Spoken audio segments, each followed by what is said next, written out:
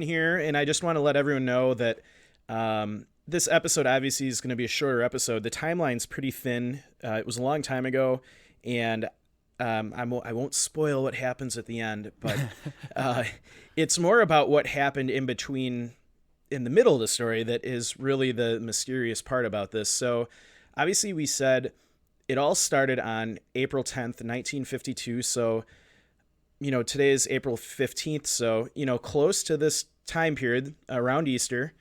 It was 12 p.m. lunchtime, and Edna, I probably got that wrong, Alan, Keith, and his two older brothers were visiting their grandparents in Ritter, Oregon. They were visiting a property that they described as a cattle ranch. This whole area around Ritter is kind of cattle country. That's what they described it as.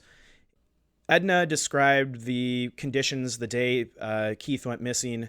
It was cold with patches of snow on the ground. So I'm guessing probably in the 30s, cold, kind of a lot like today was here in Milwaukee. It's around lunchtime. Keith and his older brothers had gone to a barn on the property to see a new calf that had just been born.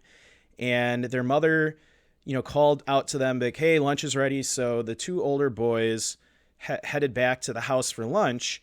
And when they got there, Keith's mom's like, all right, where's Keith? And they're like, oh, he went around the barn. And so she's like, all right, well, let's go get him. They all walk back to the barn, and to their shock, Keith's gone without a trace. So I'm guessing maybe 10, 15 minutes went by between the point when Keith's brothers saw him and the time that he was gone.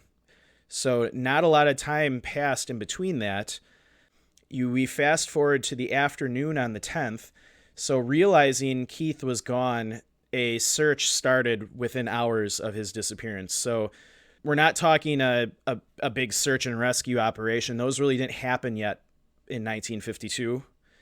And Keith's mother even noted that it wasn't organized like a modern search and rescue, but the initial people searching knew what they were doing. Well, and I'm wondering too, like back then on a farm type setting, I'm guessing the kids kind of wandered a lot, and so maybe they weren't thinking it was as probably still scary. You have a 2.5-year-old kid, can wander a little bit, can kind of move around his own.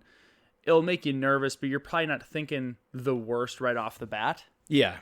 Until it starts getting later and later. And pictures from this area, it's a cattle ranch, so it's pretty open. If you have a cattle ranch, you need open land for the cattle to graze. So it's not like a thick forest and he wandered 10 feet away from the barn and just vanished. I mean, it's wide open plains that they were on.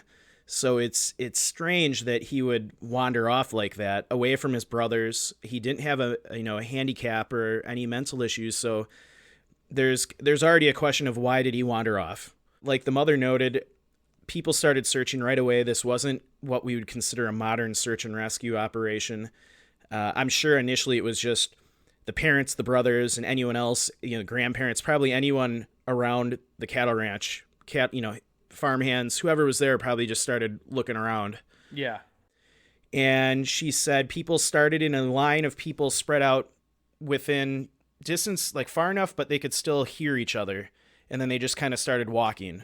We're not talking canine units or aerial units or anything like that. You got some people on the ground far enough away that they can cover a decent space of ground, but they can still hear each other.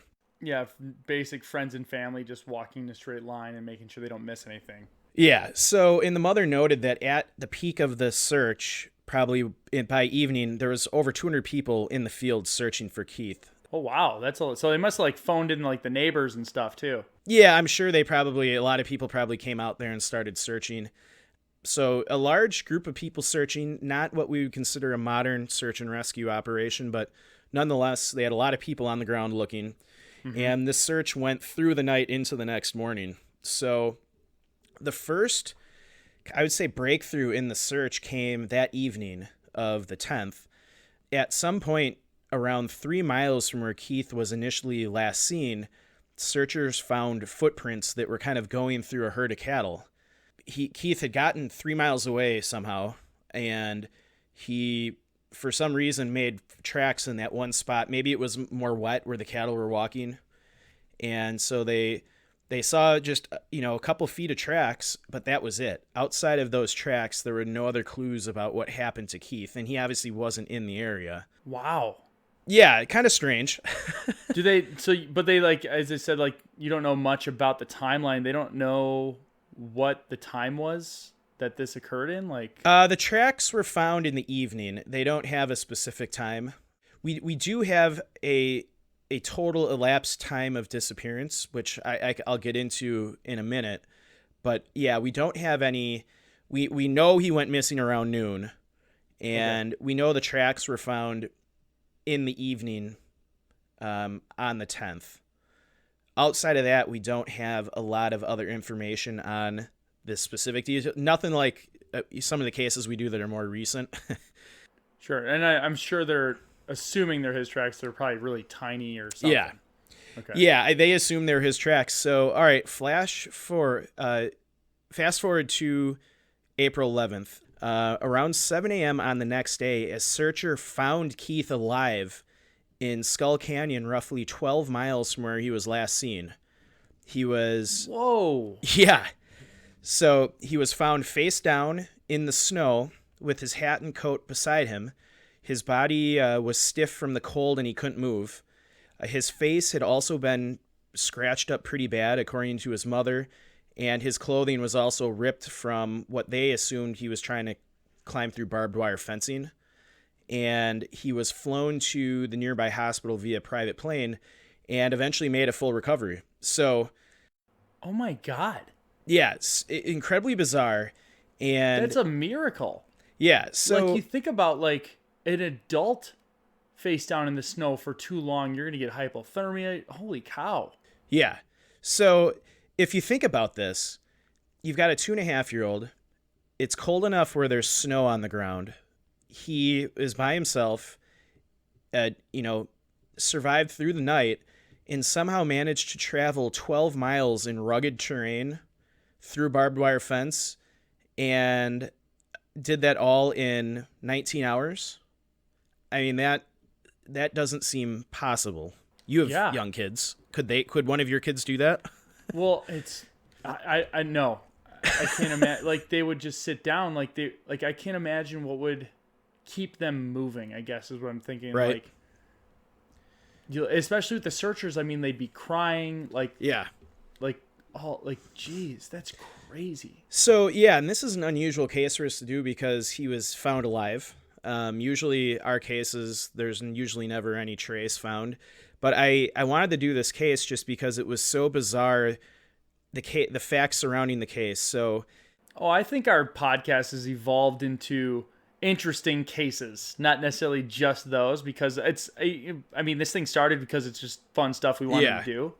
And I don't think that's ever going to change. So if we decide something's fun and we want to do it, well, then we're going to do it. So the things that instantly jump out at me, and there weren't really any official theories on what happened to him because he was found and he made a full recovery. So they kind of, just kind of moved on. I even found some old newspaper articles about it, and none of them go into any... They just weren't interested in figuring out what the hell happened how to the him. heck it happened. Yeah. So think about this.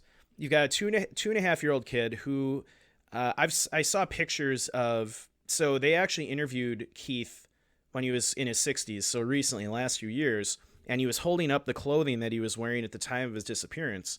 And it's not like winter clothing. He had, normal clothes and overalls on and a coat and some shoes, and he had a hat with the little earmuffs that flip down. That was it. And yeah, it was I'm going to play outside for a little bit in cold weather, but not survive the, 18 hours or whatever. Somehow he walked 12 miles in just 19 hours through very rugged terrain. I'll go into some of the comments that Les Stroud made, but he actually tried to recreate the path that Keith would have taken. And he said it was hard for he's a trained survivalist, and it was hard for him to do it. And he's like... Well, even if he's not a trained survivalist, he's an adult, not a 2-year-old. Yeah, exactly. And so how did this little child go 12 miles in rugged terrain through the middle of the night in what I'm assuming is below freezing temperatures because there's snow on the ground. How did he do that? Why was his face all torn up? His clothes were all torn up. I mean, he could have, I guess, tried to get through a barbed wire fence. That's, I guess, the official theory of why he was so scratched up and his clothing was scratched up. But yeah, it's just a really bizarre set of circumstances. Later on in his life, he goes on to say that he doesn't have any recollection of what happened in those 19 hours, which is strange too. Because the authorities asked Keith after they found him, like the next day in the hospital, like, what happened to you? And he couldn't remember. He's like, I don't know what happened. And then they asked him, what happened to your face? And he said, a cat scratched me. But were his clothes? I don't know, were his clothes like ripped up, or his overalls or like his pants or whatever he was wearing were like kind of torn up a bit. And the police assumed that it was because he was trying to get through barbed wire fence. So, and maybe that's why his face was scratched up. But Keith, he specifically said that a cat scratched his face. So, and he even says in the interview, he was holding up the cap that he wore and his little earmuffs. He said, I took it off for whatever reason. I was wearing my cap.